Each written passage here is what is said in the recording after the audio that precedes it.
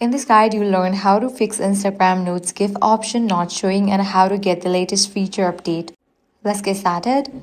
Launch your App Store or Play Store. You'll need to check for app updates. Search for the app Instagram.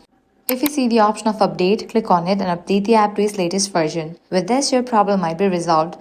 Next thing you want to do is launch your Instagram app. Head over to the profile page, then click on 3 bars given at the top right.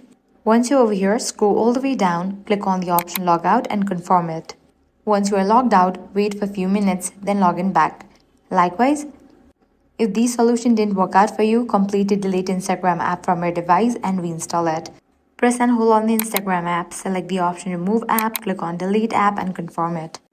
Now you can launch your App Store or Play Store, then search for the app Instagram. Once app appears, install it, and that's it. With this solution, your problem will be fixed.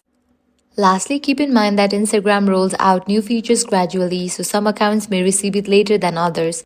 Make sure your account is active and updated, and you should get the feature soon. And that's it. That's how you fix the Instagram Notes GIF option not showing. If this guide was helpful, do not forget to like, share and subscribe. Thanks for watching.